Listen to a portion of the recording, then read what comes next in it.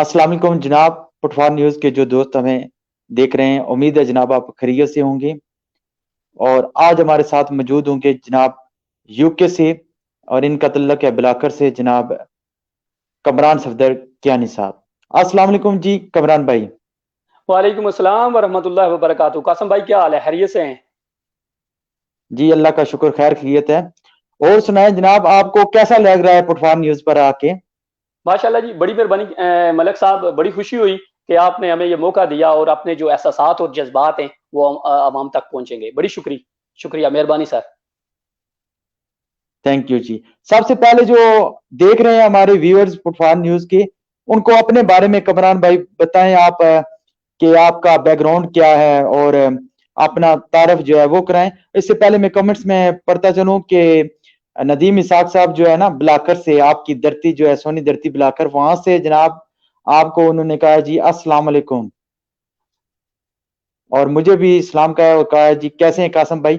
नदीम भाई, हम जरा तफसील लेते हैं कमरान भाई से, तो सिलसिला आगे चल जी। कमरान भाई अपना तारफ करवाइएगा। जी, मेरा नाम कमरान सफदर कियानी है और मैं कलर सईदा बिलाखर से तल्लक रखता हूँ बेसिकली, और इस वक्त मैं यूके में मुकीम हूँ, ज़ाहिर है रोजगार के सिलसिले में। सो यही अपनी सारी मसरूफियात हैं फैमिली और फ्रेंड्स वगैरह के साथ। जी, तो कुछ बताएं कि आपने जो है तालीम कहाँ से हासिल की है, स्कूल कहाँ रहे हैं, कॉलेज में कैसे पढ़े हैं, तो उस बारे में भी हमारे जो व्यूअर्स हैं उनको बताएं। जी जी, मिडिल स्कूल बिलाखर, वहां तक 8वीं तालीम है। उसके बाद कलर हाई स्कूल है, मैट्रिक वहां से पास किया है। फिर फर्स्ट ईयर जो है पिंडी कॉलेज से, और जो सेकंड ईयर है फिर वापस कलर सईदा से। उसके बाद जो ही थर्ड ईयर में गए तो फिर खुशकिस्मती कहें या बदकिस्मती, इंग्लैंड का चक्कर लग गया और फिर उधर मूव हो गए। अच्छा, जो देख रहे हैं हमारे व्यूअर्स पुटफार न्यूज की, उनको ये बताएं जो परदेश में है, आप को परदेश का एक्सपीरियंस कैसे लगता है जो वतन से दूरी है? बेसिकली मलिक साहब, परदेश जो है ना, आपको हमेशा वो किसी की बड़ी जबरदस्त कोटेशन है कि अगर आप किसी भी देहात में रहते हैं ना, तो कोशिश करें कि जो अपना करीबी बड़ा शहर है ना उसमें लाजमी जाएं। अगर आप किसी शहर में रहते हैं तो उसके नजदीक जो उससे बड़ा शहर है उसमें जाएं। और अगर आप किसी बड़े शहर में रहते हैं तो अगर के आपके पास कोई थोड़ा सा माल है, थोड़े से पैसे हैं, तो कोशिश करें अगर ज्यादा नहीं 2-4 हफ्तों के लिए ना आप किसी बैरूने मुल्क जाएं। क्योंकि जब आप किसी दूसरे माशरे में जाते हैं, दूसरी दुनिया में जाते हैं, तो आपको बहुत ज्यादा ज्यादा सीखने को मिलता है। और मैं आपको बताऊं कि पाकिस्तान में जब कोई 18-20-25 साल का जो नौजवान है वो अंधा और बहरा है, उसी के मुकाबले में अगर 18-20-22 साल का जो बैरून मुल्क लोग हैं ना, जो बाकी मुल्क हैं, ममालिक हैं, उनके लोगों में बहुत ज्यादा ज्यादा वो रोशनी है, वो चमक है, उनके उनके दिमाग बड़े खुले होते हैं, क्योंकि बहुत ज्यादा चीजों का डिफरेंस है। तालीम भी हो गई, उसके बाद सकाफत भी हो गई, माशरती इकदार डिफरेंट है। इस हवाले से आपको बहुत सारी चीजें जो है बाहर के माशरों से सीखने को मिलती हैं, जो बदकिस्मती से हमारे यहाँ उन उन चीजों का कोई इतना ज्यादा रवाज या कॉन्सेप्ट नहीं है। तो साथ हमें सलाम किया जनाब। मेरे बड़े भाई जो हैं वो भी यूके स्लो में होते हैं, कमरान भाई, मलक नवीद अवान, उन्होंने भी सलाम कहा है जी। थैंक यू जी नवीद भाई। माशाल्लाह, वालेकुम तो सलाम, कमरान वालेकुम भाई, अभी व्यूवर्स जो है वो हमारे साथ आ रहे हैं। तो अच्छा, ये मुझे बताइएगा कि आप बसीयत माशरा सोसाइटी जहां आप रह रहे हैं उसमें और पाकिस्तानी माशरे में आप क्या फर्क देखते हैं? बुनियादी तौर पर कासम भाई मैं आपको बताता चलूं कि ये बेशक एक ईसाई या ज्यादातर नॉन बिलीवर हैं, एक कुफार का मुआशरा है, लेकिन असूलों की बड़ी पासदारी है यहाँ पे। मैं कभी कभार सोचता हूं कि इन लोगों में एक चीज की कमी है, वो है ईमान। अगर इन लोगों में ईमान आ जाए तो यकीन कीजिए कि मैं कभी कभार सोचता हूं अपनी नाकस अकल के मुताबिक कि जन्नत इनके ऊपर वाजिब हो जाए। इनमें इतने ज्यादा असूल जो है ना, ये असूल पसंद लोग हैं, इनके इखलाकी अकदार बहुत ऊपर हैं। हम बैसियत कौम मेरे ख्याल में एक वो रेवड़ की तरह रहते हैं। हमें इंसानी जो शऊर है उसका बहुत बड़ा फुकदान है। जबकि इन ममालिक में अगर किसी वजीर का, किसी मशीर का, किसी हुकूमती एहलकार का बिल जो है, बिजली का बिल, उसे अगर 4 बल्ब अलाउ थे, उसने 1 महीना 5 बल्ब जलाए, तो 5वें बल्ब का जो बिजली का खर्चा है वो खुद अपनी जेब से देगा। इखलाकी इकदार की बात कर रहा हूँ। सही बात है। ये तो आपके वहां पर जो रहते हैं वहां की इखलाकी इकदार की बात कर रहे हैं। अब आते हैं जी अपने प्यारे वतन पाकिस्तान की तरफ। तो यहाँ पर जो है आप रहे हैं, कैसा एक्सपीरियंस देखा है लोगों की बेइज्जती, ठीक है जी, और कैसा इखलाक देखा है आपने यहाँ पर? यकीन कीजिए कभी कभार जाहिर है पाकिस्तान की न्यूज वगैरह और जो किताबें और सोशल मीडिया वगैरह बंदा देखता रहता है।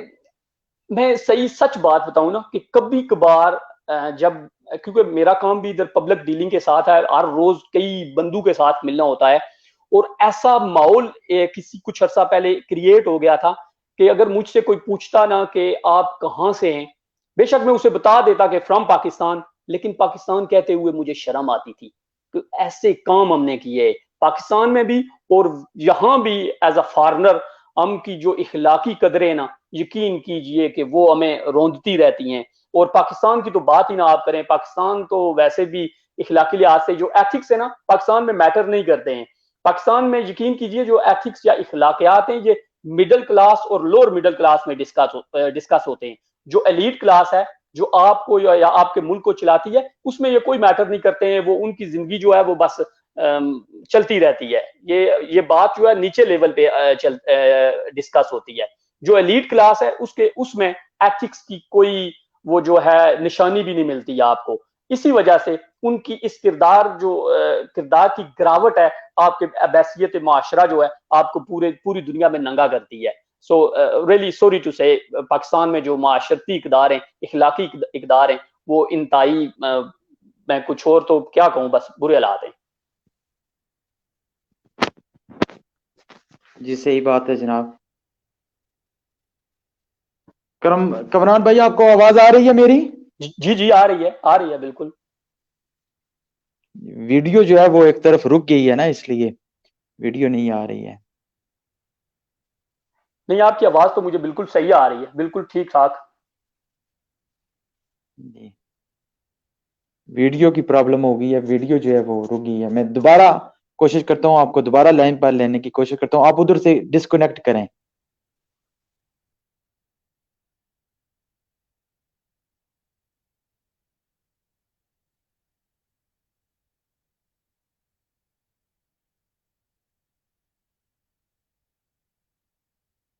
हेलो जी, मैं दोबारा कोशिश करता हूँ कमरान भाई को लेने।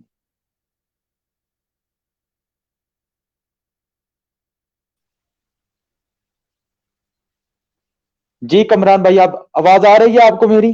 जी जी आपकी आवाज मुझे पहले भी आ रही थी, अब भी आ रही है। जी कुछ वीडियो प्रॉब्लम थी तो इसलिए मैंने डिस्कनेक्ट किया था।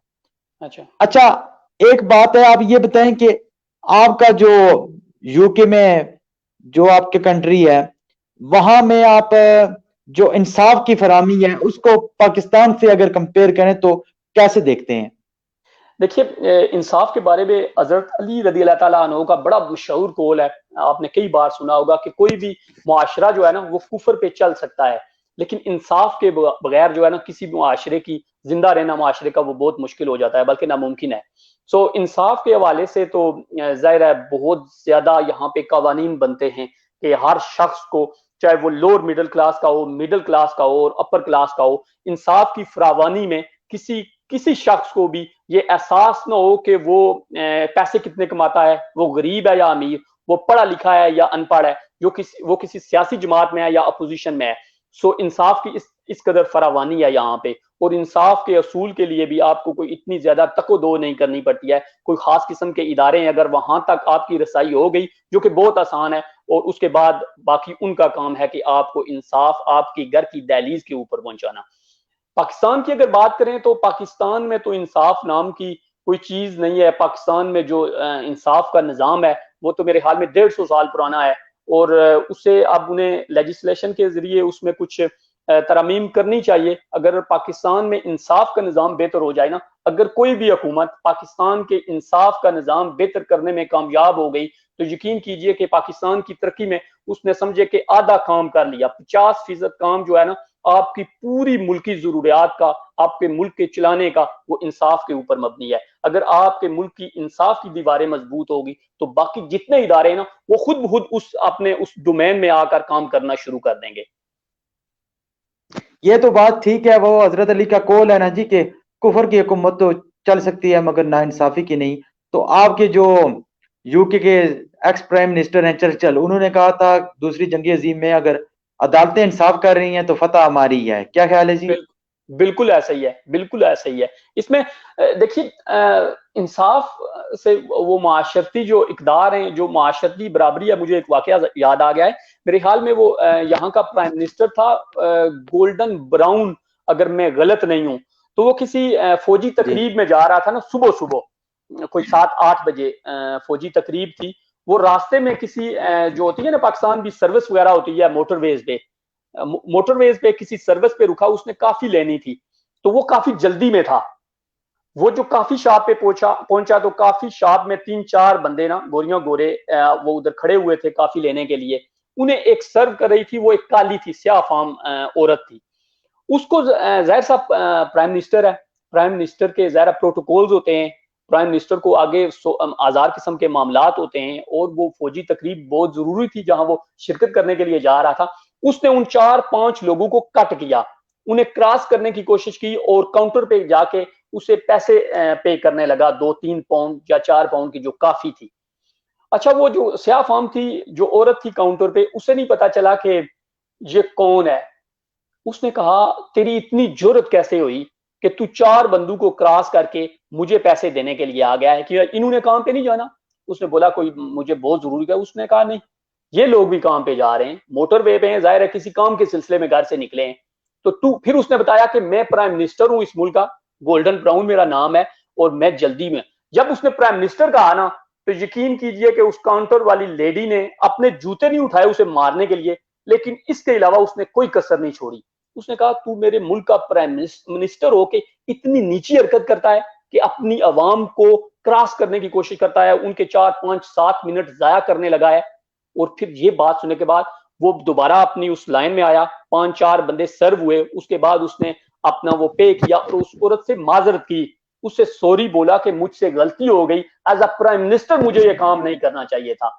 लेकिन उसके मुकाबले में अगर जरा पाकिस्तान की तरफ जाएं, पहली बात है कि वहां के लोग जो है, प्राइम मिनिस्टर जो है, एलीट क्लास है, वो मोटरवेज पे सफर ही नहीं करते हैं, उनके लिए हेलीकॉप्टर्स हैं, हवाई जहाज हैं।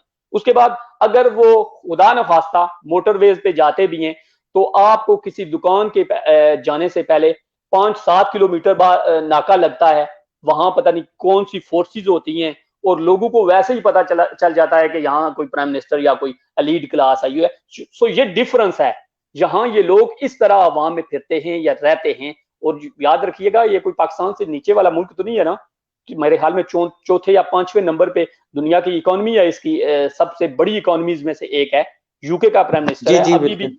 मतलब इसने 30-40 मुल्कों पे हुकूमत की है, अभी भी दुनिया में इसकी कॉलोनीज बाकी हैं, और इसका सिक्का जो है अभी भी चलता है। लेकिन इसके बावजूद इखलाकी इकदार की बात है, इखलाकियात की बात करें, जमीन और आसमान में जितना फर्क है, इतना पाकिस्तान और इंग्लैंड, या पाकिस्तान और बाकी जो तरक्की याफ्ता मुमालिक हैं, उनके जो सियासतदान हैं, उनको उनके जो लेजिस्लेशन करने वाले इदारे हैं, उनके जो हुक्मरान हैं, उनके जो अफसरान हैं, उनमें फर्क है पाकिस्तान और जो बाकी दुनिया है। It's huge difference.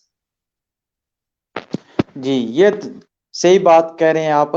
तो दूसरा जो है, ये 2-3-4 रोज पहले पाकिस्तान में जो वाकया हुआ है कश्मीर सिंध में, ठीक है जी, इस वाकये को वसीयत ओवरसीज पाकिस्तानी आप कैसे देखते हैं?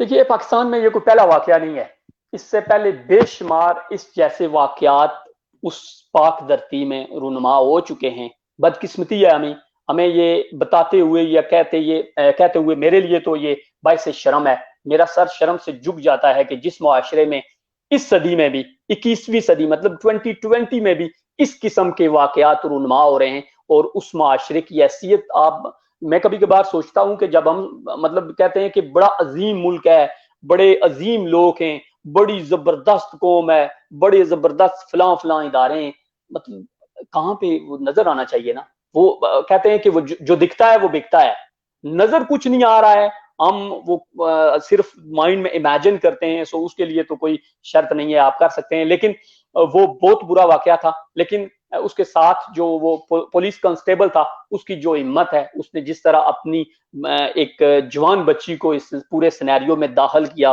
और उसके जरिए उस गिरोह को पकड़ा, और मेरे ख्याल में एक मारा भी गया है। यकीन कीजिए, ऐसे लोग अच्छे लोग भी उन माशरों में और उन इदारों में मौजूद हैं जो कौम के लिए ऐसे काम करते हैं। इसमें बिल्कुल शक नहीं है जनाब, वो जो कांस्टेबल है वो जितनी भी खराज तहसीन उसको पेश किया जाए वो कम है। तो बिल्कुल।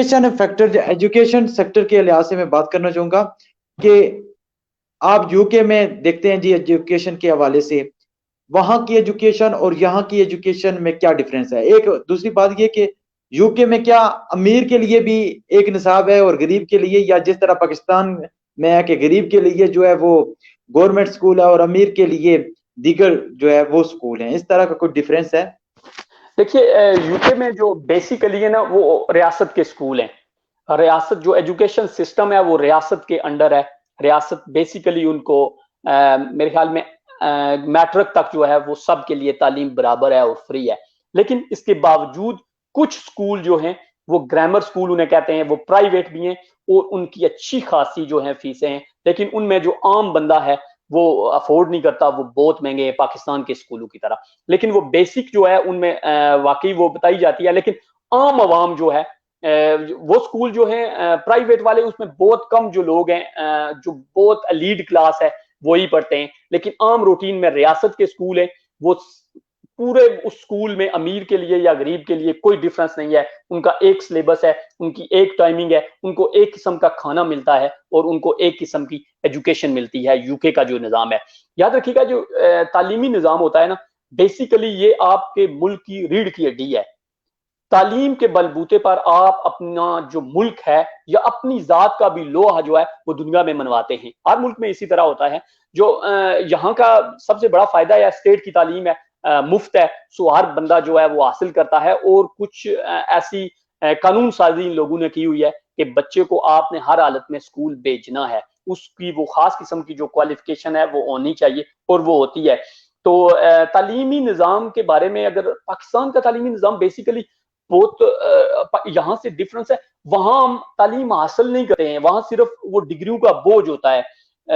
छोटे छोटे बच्चे हैं, मेरा बच्चा अभी मेरे हाल में दूसरी तीसरी क्लास में पढ़ता है और वो बड़े रिलैक्स होके स्कूल जाता है। एक दो छोटी छोटी कापियां होती हैं, वो स्कूल में उसे खिलाते हैं, पिलाते हैं, वो उसे वॉक के लिए लेके जाते हैं, उन्हें बताते हैं कि रोड कैसे क्रॉस करनी है, आपको जंगल में अगर जा रहे हैं तो किस तरफ चलना है, अगर मेन रोड पे फुटपाथ नहीं है तो आपने किस साइड पे चलना है, आपने किसी बड़े से बात करनी है तो उसका अंदाज क्या होना चाहिए, अगर आप किसी तरफ भटक गए तो आपको क्या करना चाहिए, अगर आपके घर में कोई इमरजेंसी हो गई है, कोई आग लग गई है, खुदा ना खास्ता कोई बिजली का मसला पैदा हो गया है, कोई डकैती हो रही है, तो इस पूरे सिनेरियो में आपको क्या क्या करना होगा। ये होती है बेसिक तालीम। यहाँ की बेसिक तालीम यही है कि बस स्कूल जाओ, फिरो थुरो, जी ऐश करो और जो बेसिक मालूमात है वो हासिल करो।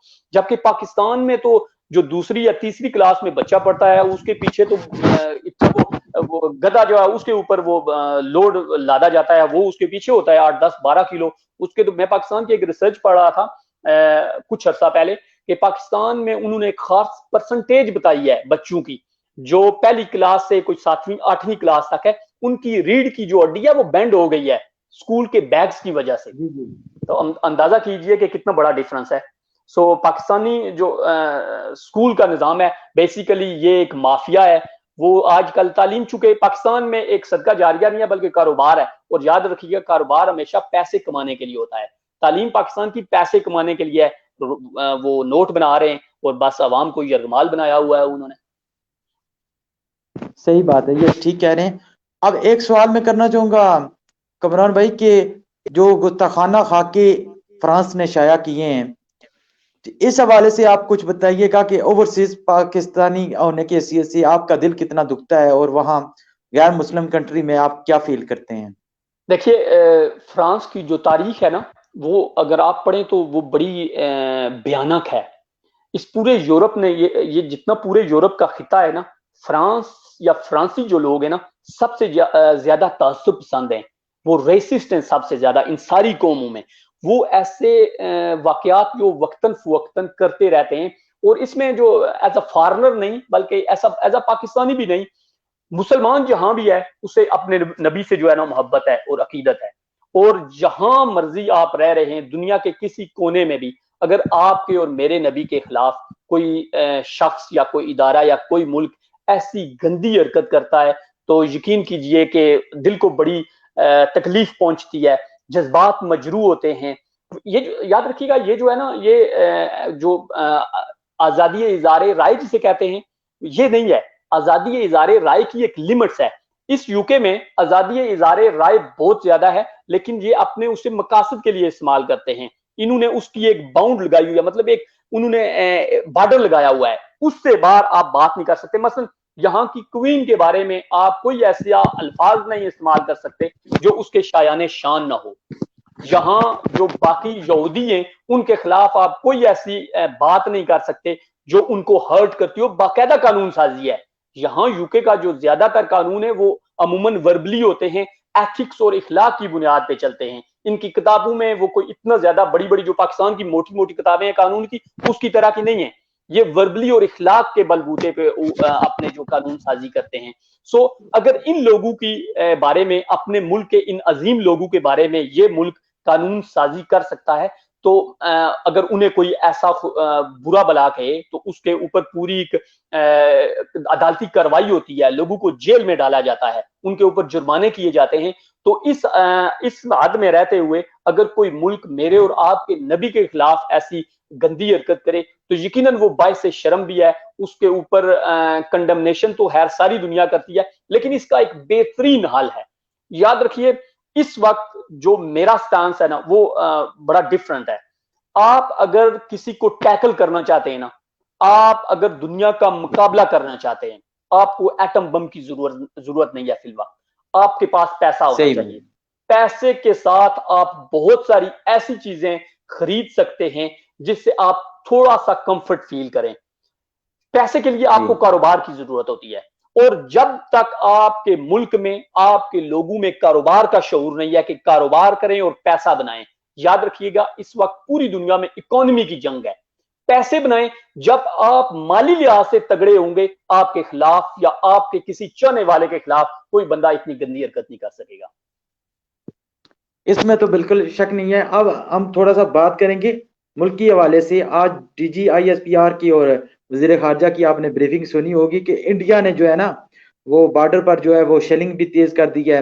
और दूसरा, पाकिस्तान ने डोजियर पेश किया है अक़वाम मुत्तहिदा में, जो वो दहशतगर्दी कराता रहा है, जो साजिशें करता रहा है। इस हवाले से मैं चाहूंगा कमरान भाई, पटवार न्यूज के जो व्यूअर्स हैं उनको आप थोड़ा सा इस पर भी, मुल्की हालात पर भी थोड़ी बात करें। देखिए, मैं कल परसों मेरे ख्याल में 2-3 दिन पहले मेरा एक दोस्त है, उससे बातचीत हो रही थी इसी मुल्की हवाले के सिलसिले में। तो मैं उसे कह रहा था कि पाकिस्तान के जो आइंदा आने वाले 3-4-5 महीने ना, बड़ा कठिन वक्त आने वाला है। पाकिस्तान के ऊपर शायद ये वक्त ऐसा आने वाला है कि पिछले जो 15, 17, 18 साल गुजरे उनसे कई गुना सख्त टाइम होगा। और मुझे, जो मेरी नाकस राय है, जो मैं कभी कभार सोचता हूँ या कोई किताब पढ़ लेता हूँ या किसी वीडियोस को देख लेता हूँ या किस लोगों के जो कॉलम्स वगैरह हैं इंडिया के, पाकिस्तान के लोगों के पढ़ता हूँ, तो मुझे इससे थोड़ी, मतलब काफी हद तक मैं इस बात से मुतमिन हूँ कि अगले कुछ अरसे में हो सकता है कि इंडिया पाकिस्तान पे किसी भी तरह का हमला कर सकता है। और पाकिस्तान को इस वक्त उसके लिए तैयार होना चाहिए। और मैं उसकी थोड़ी सी वो DGISPR की वो प्रेस कॉन्फ्रेंस सुनी थी, मेरे ख्याल में वो काफी तैयार हैं। उनकी तैयारी की एक जो निशानी मिली है ना, ये जो लास्ट नाइट, जो पिछली नाइट थी शायद, उसमें ये जो वाकया हुआ है उधर नीलम वैली में और 3-4 सेक्टर, इन्होंने जो जवाबी कार्रवाई की है वो बड़ी जबरदस्त थी। इससे पहले पाकिस्तान ने कभी भी ऐसी जवाबी कार्रवाई नहीं की है। याद रखिएगा, पिछले कई साल हो गए, थोड़ी बहुत ही हल्की फुल्की ठुक ठाक, उधर से 2-4 फायर हो गए, इधर से हो गए 1-2 बंदे अल्लाह को प्यार हो गए, सिविलियन वगैरह, तो ये चलता रहता था। लेकिन जो पाकिस्तान ने लास्ट नाइट इस्तेमाल किया है ना पूरा असला, उन्होंने तो किया ही है, उन्होंने तो करना था ना। लेकिन इससे पहले पाकिस्तान ने पिछले कई सालों से ये असला उस बॉर्डर पे इस्तेमाल नहीं किया है। सो हमें बहसीयत कौम ये भी मुतमिन होना चाहिए, इत्मीनान होना चाहिए इस बात का कि इस वक्त मेरे ख्याल में जो है वो पाकिस्तानी फौज जो है या पाकिस्तानी हुकूमत है, मेरा पर्सनली ओपिनियन है कि ये तैयार बैठे हैं कि इंडिया कोई गलती करे और उसे टू फ्रंट पे लेके आ रहे हैं। मेरे ख्याल में चाइना उधर एंगेज करेगा इंडिया को, और इधर से, लेकिन एक और जो इसमें पूरा वो ट्रिगर आया है, वो चाइना से उनके कल कुछ मुज़ाकरात हो गए और वो टाक जो है वो अपने 3 मराइल में उन्होंने अपनी फौज निकालनी है। लेकिन जो इसमें बड़ी बात है, वो इंडियन मीडिया भी नहीं बता रहा है, कोई भी नहीं बता रहा है कि इंडिया जो चाइना है उसने जगह छोड़ने से इनकार किया है। उसने कहा है कि सर्दी है, हमारी फौजें पीछे जाएगी, लेकिन एक खास हद तक जो मेरे फौजी है वो वहीं रहेंगे। वो फिंगर 8 या फिंगर 7 जो आपने सुना होगा 7-8 किलोमीटर का इलाका बनता है, वो इंडिया ने जी चाइना ने जी देने से इनकार कर दिया है। अब चूंकि वो मायदा हो गया है, इंडियन जो हुकूमत है या इंडिया से वो 7-8 किलोमीटर का इलाका चला गया है। अब चूंकि पता है इंडिया में एक बड़ी जबरदस्त बुरी बात है, वो इसे इस्तेमाल करते हैं कि अवाम के जज्बात को ना हमेशा किसी न किसी तरफ पे वो माइल करते रहते हैं। अब चूंकि उनके पास अपनी अवाम को बताने के लिए कुछ नहीं था, तो उन्होंने सोचा कि अब अगर पाकिस्तान के साथ झड़पें शुरू होगी, उसको उन्होंने पूरी जो अवाम की टेंशन है उसे डाइवर्ट कर दिया है पाकिस्तान के। क्योंकि लोग भी, हम भी जंग देख के खुश होते हैं ना जी, ठीक है इंडिया को मार रहे हैं, या वो इंडिया वाले कहते हैं पाकिस्तान को मार रहे हैं, लेकिन ये नहीं सोच रहे हैं कि इंडिया के साथ लद्दाख में क्या हुआ है। मेरे ख्याल में आने वाले दिनों में, चंद हफ्तों में या महीनों में, पाकिस्तान के लिए एक कड़ा वक्त होगा और पूरी कौम को मेंटली इसके लिए तैयार होना पड़ेगा। बिल्कुल जी, ये ठीक कह रहे हैं, मगर मैं समझता हूँ जो हिटलर है साउथ एशिया का, जनूबी एशिया का मोदी, वो खित्ते को किस तरफ लेकर जा रहा है, ये तो जो है अल्लाह ना करे कोई इस तरह के हालात हों, तो ये तो जो है हालात ठीक नहीं होंगे खित्ते के हवाले से। देखिए एशिया के स्पेशली जो इंडिया है ना, उसकी कुछ हिस्ट्री है। इंडिया के जो हुक्मरान है ना, वो अपनी हुकूमत बचाने के लिए किसी हद तक भी जा सकते हैं। वो अपने 15, 40, 50 फौजी मरवा सकते हैं, इससे उनको कोई फर्क नहीं पड़ता है। आप रिसेंटली देख लें, 5-6 महीने पहले लद्दाख में उनके 40-50 फौजी मरे हैं और उसका कोई हुकूमत को इतना बड़ा फर्क नहीं पड़ा है। इसमें भी आपने वो 50 या 100 फौजी जो मरवा सकता है अपनी हुकूमत को बचाने के लिए, क्योंकि ये वही आपकी बात कही कि ये एशिया का हिटलर है। हिटलर आरएसएस है शायद इसकी इसकी जो अपनी जी सोच जी है, वो तो बेसिकली मुसलमानों को खत्म करना है, उनको महदूद करना है, उनके हकूक हसब करना है, जिस तरह उसने मकबूजा कश्मीर में 370 से किया है और बाकी वो शरीयत का कानून लेकर आया है। उसके लिए ये कोई इतनी बड़ी बात नहीं है, ये हमें तवक्को करनी चाहिए, ये हमारी एक्सपेक्टेशन है। मैं उस दिन DGI-SPR की प्रेस कॉन्फ्रेंस वो मेरे ख्याल में 1.5-2 हफ्ते पहले उसने की थी, वो सुन रहा था कि इनकी बातों से पता लगता है कि इनको भी पूरी मालूमात है और इनको पूरी इंटेलिजेंस है कि ये वो करने वाला है। और ये मेरे ख्याल में जो लास्ट नाइट ऑपरेशन इन्होंने किया है, उनके अब मैंने जो रिपोर्ट सुनी है वो 11-12 फौजी थे जो जहन्नम वासिल हुए। बेसिकली ये इंडिकेट करता है कि इस बार थोड़ा सा डिफरेंस होगा माजी के मुकाबले में। जी बिल्कुल, इसमें शक नहीं है, इंशाल्लाह पूरी कौम जो है वो अफवाज पाकिस्तान के साथ खड़ी है। तो आखिर में कोई पैगाम पुठवार न्यूज के दोस्तों को देना चाहें जनाब कमरान साहब? जी, पुठवार न्यूज के दोस्तों को जी बिल्कुल पैगाम देना चाहूंगा कि मलिक साहब माशाल्लाह बेलोस इस पूरे खित्ते की, पूरे इलाके की, ये सिर्फ कल्लर सईदा का चैनल नहीं है, बल्कि इसमें पिंडी, कोटा, ये डडियाल, मीरपुर, जेलम, गुजर खान, ये सारी तहसीलें और जिले वगैरह इसमें आ जाते हैं। इसमें आप बड़ी जबरदस्त एफर्ट कर रहे हैं, अपनी एफर्ट पुट इन कर रहे हैं और अवाम तक जो बेसिक मालूमात है वो पहुंचाने में अपना ज़ाहिर आपका टाइम लगता है, वो सर्व कर रहे हैं, अपनी तमाम एनर्जीज इसके ऊपर आप लगा रहे हैं। तो तमाम लोगों से गुजारिश भी है कि चैनल को सब्सक्राइब कर लिया करें, इनकी एप्रिसिएशन के लिए कमेंट किया करें, लाइक किया करें, ताकि ये जो एप्रिसिएशन होती है ये इंसान के लिए एक बूस्ट होता है, इंसान को आगे की तरफ एक धक्का होता है। और ये आपकी जिंदगी में बड़ा मैटर करता है कि जब आप किसी की तारीफ करते हैं, किसी को सच्चा अप्रिशिएट करते हैं, तो उसके दिल में भी आपकी बड़ी कदर होती है। बिल्कुल। अच्छा कमरान भाई हमारे साथ मौजूद हैं जी यूके से ही आतिफ अली अदरीसी साहब, और वो आपको सलाम कह रहे हैं जनाब। वालेकुम और सलाम जी। इसके जी साथ ही जी जी जी इसके साथ मौजूद हैं जी जनाब मोहम्मद इफजान अवान, ये भी अस्सलाम वालेकुम कह रहे हैं जी। वालेकुम सलाम। आतिफ भाई अगर वालेकुम। आप कोई सवाल करना चाहते हैं कमरान भाई से, तो कमरान भाई यहाँ पर मौजूद हैं जनाब, और आप सवाल कर सकते हैं कमेंट्स में। और दूसरी बात ये कि कमरान भाई थोड़ा सा जाने से पहले मैंने यूट्यूब पर आपका देखा था, आपने जो तज्जिया किया है अजरबैजान और आर्मेनिया के हवाले से, थोड़ा सा इस बारे में भी बता दें। जी देखिए आर्मीनिया और अजरबैजान जो है ना, इनकी बड़ी तारीख है।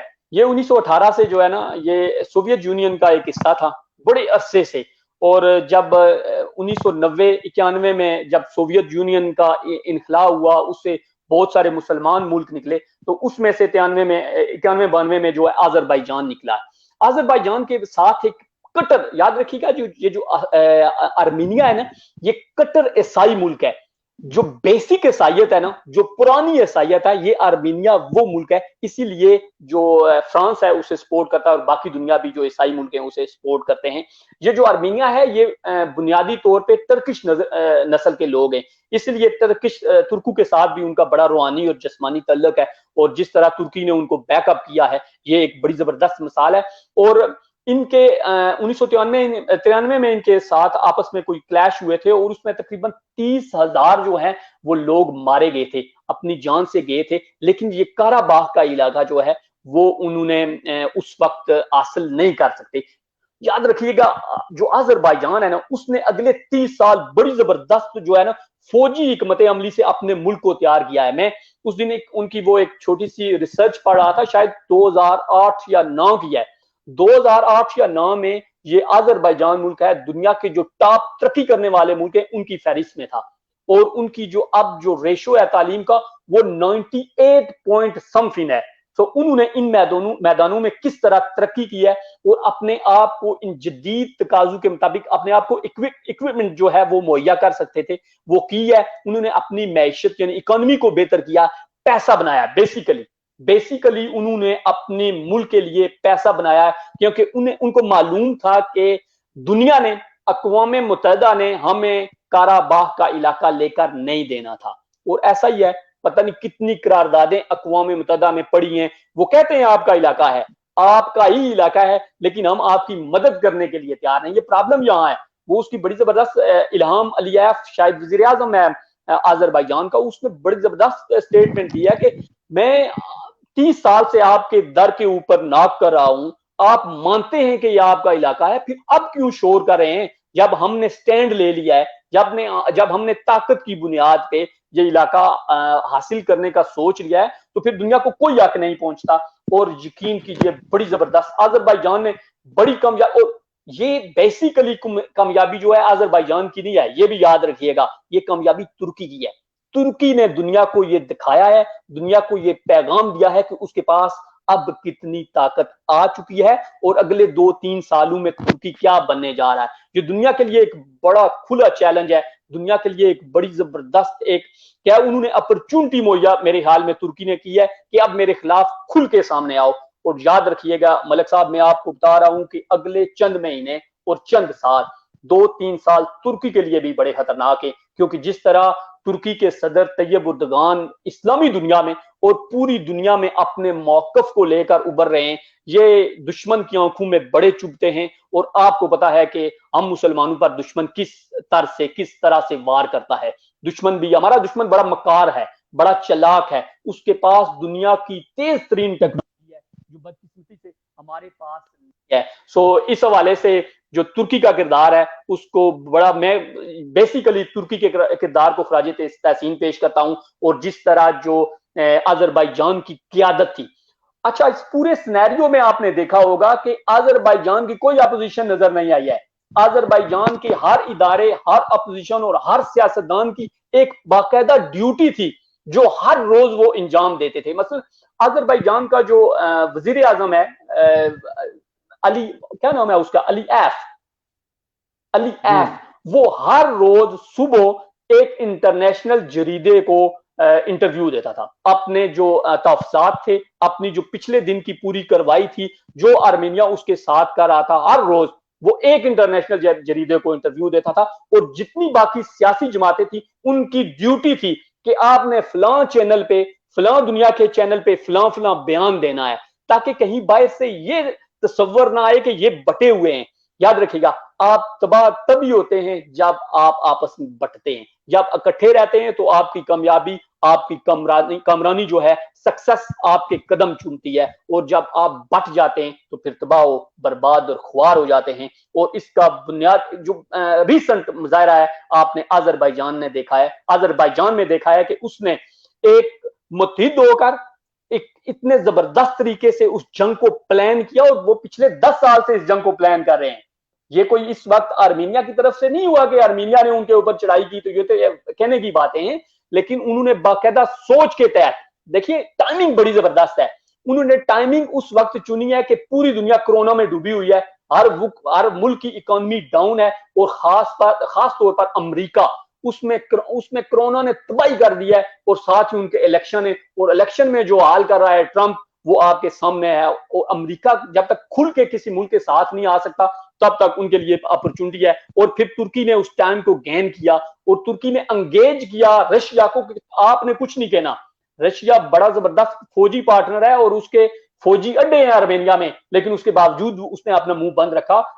याद रखिएगा, इस पूरे खित्ते में अगर सबसे खतरनाक कोई मुल्क है तो वो रशिया है, लेकिन तुर्की के आगे रशिया खामोश रहा। ये बड़ी जबरदस्त और सोचने की बात है कि तुर्की अब किस हद तक जाने को तैयार है। कमरान भाई, आप अपना तज़किया जारी रखिएगा, आप जारी रखें तज़किया, मैं साथ कमेंट्स शामिल कर दूं, फिर वो तादाद बढ़ जाएगी तो कहेंगे जी हमारा कमेंट्स नहीं शामिल हुआ है। हमारे साथ मौजूद हैं जनाब, मेरे भांजे हैं जनाब मलक ज़ीशान अवान लाहौर से, इन्होंने सलाम कहा है जनाब। मलक हसीब अवान माशाल्लाह का है, keep it up, thank you जी। और आतफ अली अदरीसी, ये भी यूके में है और कलर सैदा के जर्नलिस्ट हैं जनाब, और हमारे बड़े अच्छे भाई हैं। इन्होंने कहा जी कियानी साहब बड़ा ज़बरदस्त तज़किया आप पेश कर रहे हैं। और मोहम्मद इफ्सान अवान कहते हैं जी जनाब बहुत अच्छा और बड़ा नॉलेज भरा आपका प्रोग्राम है जी। कमरान भाई, आप तज़किया अपना जो है वो जारी रखें। बड़ी मेहरबानी, तमाम अहबाब का शुक्रिया, आपने इतनी हौसला अफजाई की। बात अजरबैजान की हो रही थी।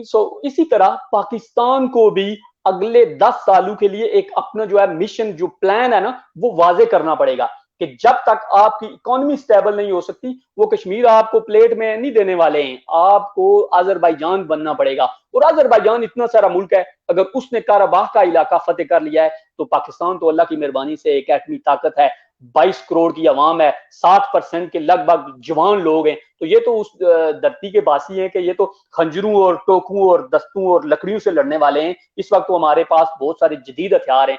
तो इंशाल्लाह प्लानिंग हुकूमत की होनी चाहिए कि अगले 5, 7, 10 सालों में हमें क्या करना है, फिर उसके लिए वो है ना शेर है कि ए वतन अगर तुझ पे जान हो कुर्बान, मैं ये समझूंगा ठिकाने लगा सरमाया तन।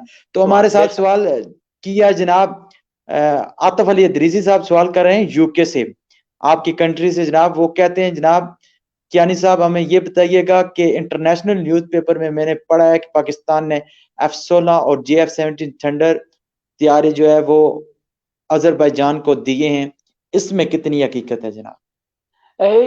देखिए, जो है ना F-16 चूंकि पाकिस्तान ने लिए अमेरिका से, उनकी एग्जैक्ट तादाद और लोकेशन जो है वो हर वक्त अमेरिकन जो सर्वेयर करने वाले होते हैं उनके पास होती है। आपको याद होगा जब पिछले साल वो इंडिया वाला वाकया हुआ था, तो इंडिया ने क्लेम किया था कि इन्होंने F-16 यूज किया है और हमने एक गिरा दिया है। फिर वो सर्वे जो कंपनी थी वो अमेरिका की, वो आई थी और उन्होंने बिल्कुल इस क्लेम को जो है वो रद्दी की टोकरी में फेंक दिया था कि ऐसी कोई, ना ही उस दौरान ये F-16 इस्तेमाल हुए हैं और ना ही अब कोई पाकिस्तान के पास जो F-16 है उसकी तादाद में कोई कमी आई है। F-16 के भेजने के बारे में मैं कुछ नहीं कह सकता। इंटरनेशनल न्यूज में अगर ये बात आई है तो हो सकता है, लेकिन ये बात जरूर है कि पाकिस्तान की जिस तरह अजरबैजान की सड़कों के ऊपर पजीराई हुई है, या अजरबैजान का जो सफीर है पाकिस्तान के झंडे यार रोज शेयर करता रहा है अपने ट्विटर अकाउंट पे, या उनका जो वजीर आजम है अलीफ, उसने पाकिस्तान का शुक्रिया अदा किया है, तो इसके पीछे अगर ज्यादा ना सही तो थोड़ी बहुत कुछ ना कुछ मसला या मफाहमत या कुछ ऐसे राज मौजूद हैं जो जाहिर सी बात है हुकूमतों के लिए बड़ा मुश्किल होता है कि इनको शो ऑफ करना या बताना, लेकिन कुछ ना कुछ इसमें है। क्योंकि ऐसे तो नहीं होता है ना कि अगर आपने उनके साथ कुछ भी नहीं किया, वैसे कह दिया कि अजरबैजान ठीक है और वो आपके झंडे उठा के सड़कों पे निकले। नहीं, ऐसी बात नहीं है। उनको भी जो हुकूमत के एहलकार हैं, हुक्मरान है अजरबैजान के, वो आवाम को मोबिलाइज कर रहे हैं कि पाकिस्तान का इसमें बड़ा तावन है। और मेरे ख्याल में जहाजों का या फाइटर जेट के बारे में तो कोई मुझे नहीं इल्म है। जी बिल्कुल, ये हम इस पोजीशन में नहीं है कि इसमें जो है वो हम इसके कोई राय दे सकें। तो दूसरी बात ये आते भाई, आपका आर्मीनिया के हवाले से क्वेश्चन है जी, वो तो यकीनन अजरबैजान का जो है वो मुखालिफ मुल्क है, उनका दुश्मन है, तो वो यही सवाल उठाएगा। तो कमरान भाई, जाते जाते आप कोई पैगाम पटवार न्यूज के व्यूवर्स को देना चाहें, कोई फलाई हवाले से, कोई दीनी हवाले से, कोई एक आखिरी बात। और मैं आपका शुक्रिया अदा करना चाहूंगा कि आपने हमें अपना कीमती वक्त और बेहतरीन तजिया जो पटवार न्यूज के व्यूवर्स को दिया है। मलिक साहब, बड़ी मेहरबानी। बेसिकली ये आपका बड़ापन है, ये आपकी बड़ी नवाजिश है, बड़ा करम है कि आपने मुझ नाचीज को ये समझा कि मैं आपके प्रोग्राम में आके अपने चंद जो जज्बात हैं, एहसासात कमरान हैं, भाई, मैं अपनी जो आपको राय है। इंटरप्ट करूंगा कि हमारे साथ मौजूद हैं जनाब अब्दुल्ला कियानी साहब। ये कह रहे हैं जी अस्सलाम वालेकुम। वालेकुम सलाम जनाब। और इंशाल्लाह मैं कोशिश कर रहा हूँ कि टाइमिंग जो है वो हम चेंज करें, 8 बजे के बाद लेकर आए या 9 बजे के बाद, ताकि जो है अभी लोग हमारे साथ मिलना शुरू होते हैं, तो फिर ये हम हमारा टाइम पहले खत्म हो तजिया जाता है। अपना पेश कर देते। जी जी। आप अपना अपनी बात मुकम्मल करें, 1 मिनट। मुझे कमेंट्स आया जनाब मलक अरसलान साहब, ये भी लाहौर से हैं जी। अस्सलाम वालेकुम, माशाल्लाह, बहुत शुक्रिया जी अरसलान, ये भी मेरे भांजे हैं जी। कमरान भाई, अपनी बात खत्म करें और कोई आखिरी मैसेज जो है। जी, देखिए, आप ये जो सोशल मीडिया है ना, इसका कोई भी यूट्यूब हो, फेसबुक हो, ट्विटर हो, ये एक ऐसी आजकल एक ऐसा ट्रैक है, आप इसे जिस तरफ भी इस्तेमाल करेंगे ना, ये एक गुनाहों का मरकज भी है, आपके लिए नेकियों का टोकरा भी है। ये डिपेंड करता है कि आप इसे किस रास्ते पे लेके जा रहे हैं। लेकिन मेरी गुजारिश आपसे ये, एज अ मुसलमान, एज अ पाकिस्तानी, के इस सोशल मीडिया प्लेटफॉर्म को हमेशा अच्छाई के लिए इस्तेमाल करें, लोगों के दुख दर्द बांटने के लिए इस्तेमाल करें। और हर वो जो मैं कभी कभार देखता हूँ कमरान भाई, सोशल मैं मीडिया। आपको रोकूंगा कि हमें सजेशन आई है जनाब कि आप अपनी टाइमिंग जो है वो 9 बजे करें। मैं आप लोगों को बताता चलूँ, इंशाल्लाह जी हम कल से जो है आपके साथ 9 बजे होंगे। आपके लिए मैसेज है जनाब मोहम्मद वलीद कियानी, कभी आओ ना बुलाकर की तरफ से। ये जो है ये कह रहे हैं जी, कभी आओ ना जनाब कमरान कियानी साहब, आप कभी आओ ना बुलाकर की तरफ। माशाल्लाह, ये मेरे मेरे ये अब्दुल्ला कियानी और वलीद कियानी और निकाश कियानी मेरे कजन है, ये मेरे सगे जी हालाजाद जी। हैं, भाई हैं। सो ये यकीन कीजिए, मैंने इनको पिछले दिनों बताया था कि मैं ऑनलाइन होने जा रहा हूँ पटवार न्यूज पे, तो काफी बार रिक्वेस्ट कर चुके हैं, लेकिन टाइमिंग कोई ऐसी खास नहीं आ रही है। जैसा काम है यहाँ, इदरीसी साहब बेहतर जानते हैं, यूके का माहौल है, आपको बहुत सारी मसरूफियात में से ये कुछ थोड़ा सा टाइम निकालना पड़ता है। तो इंशाल्लाह कभी आओ ना बुलाकर, वैसे भी माशाल्लाह उसमें बहुत सारी, अभी तो इन्होंने पेज भी बना लिया है, एक्टिव है, तो जरूर उस पर भी बात होगी। इंशाल्लाह दूसरा जो है, इंशाल्लाह हम टाइमिंग चेंज करेंगे। तो कल मैं इनको बताता चलूं कि कल हमारा प्रोग्राम होगा जनाब 9 बजे पटवारी बैठक, जिसमें 5-6 बंदे हमारे साथ जो है ना वो बाहर से भी और पटवार से भी हमारे साथ मौजूद होंगे। कमरान भाई, आप आखिरी अल्लाह हाफिज कहें, और जो है उसके साथ क्यों ना कि मैंने काफी टाइम आपका लिया है जनाब, और आपने मैं हमें अपना जी जी, कीमती राह से हमें नवाजा है। बड़ी मेहरबानी, शुक्रिया। आखिरी बात सिर्फ 1-1.5 मिनट में मैं कोशिश करूंगा डिस्क्लोज कर दूं। बाबा इशफाक अहमद साहब जो है ना, बड़ा जबरदस्त नाम है पाकिस्तान का, उन्होंने बेशुमार किताबें लिखी हैं। अमूमन वो उन्होंने बाबा की तारीफ करते हुए एक बात लिखी थी। हमारे यहाँ कॉन्सेप्ट है कि लंबी दाढ़ी, सफेद दाढ़ी, 60-70 साल का बूढ़ा, गले में मनके, 2-3 कंगन लगे हुए, उसे हम बाबा कहते हैं। वो कहते हैं, इशफाक अहमद साहब कहते हैं कि बाबा एक कैफियत का नाम है। 10 साल 12 साल की बच्ची या बच्चा भी बाबा हो सकता है, और 80 साल का बूढ़ा भी। इसके जीवन में वो मिसाल देते हैं कि हमारे यहाँ गर्मियां थी, गर्मियों में डाकिया हमारे घर डाक देने के लिए दिन 2, ढाई, 3 बजे शदीद गर्मी में आता था, तो हम वो उससे खत लेते, फिर चला जाता। एक दिन मेरी पोती स्कूल से आई, उसने देखा कि ये बाबा जो डाक देने आता है, शदीद गर्मी होती है, उसने अगले दिन उसके लिए शिकंज बीन, जिसे हम लोकल शिकंजी भी कहते हैं, उसने वो मशरूब बनाया और उसके साथ एक चिट लगाई कि प्यारे प्यारे डाकिया अंकल, ये मैंने आपके लिए मशरूब बना दिया है, आप प्लीज जब ये डाक फेंकिएगा तो ये पी लीजिएगा। अगले दिन वो डाकिया आया, उसने मशरूब पिया, और उसके दूसरी तरफ चिट थी, चिट के दूसरी तरफ लिखा कि प्यारी बेटी, आपका बहुत शुक्रिया, आप खुश रहें। वो इशफाक अहमद साहब लिखते हैं कि मैं 60-70 साल का बूढ़ा वो सीख नहीं सका, वो एहसास महसूस नहीं कर सका कि जो मेरी बेटी ने उस चिट के ऊपर लिखा कि प्यारे डाकिया अंकल, आप शदीद गर्मी में आते हैं, मैं महसूस करती हूँ कि गर्मी के कर्ब की वजह से आप हाँप रहे होते हैं, तो आपके लिए ये ठंडा पानी या मशरूब मैंने रखा है। बाबा नाम है एहसास का।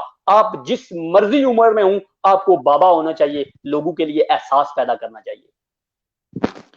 बहुत शुक्रिया जी। हमारे साथ मौजूद थे जनाब यूके से हमारे बहुत प्यारे भाई कमरान सफदर कियानी, जिन्होंने तजिया दिया अपना। इसके साथ आप अल्लाह हाफिज करें कमरान सफदर कियानी भाई। बड़ी मेहरबानी साहब, मलिक साहब बहुत शुक्रिया, और तमाम अहबाब का जिन्होंने इस पूरे सिनेरियो में कंट्रीब्यूट किया मैसेजेस की सूरत में। आप तमाम दोस्त जहां भी रहें खुश रहें। अस्सलाम वालेकुम वरहमतुल्लाहि वबरकातुहू। जी दोस्तों, इसके साथ मुझे अपने मेज़बान मलिक कासिम महमूद को दीजिए इजाज़त। अपने इर्द गिर्द मौजूद गरीब लोगों का बहुत सारा ख्याल रखिए, अपना भी ख्याल रखिएगा।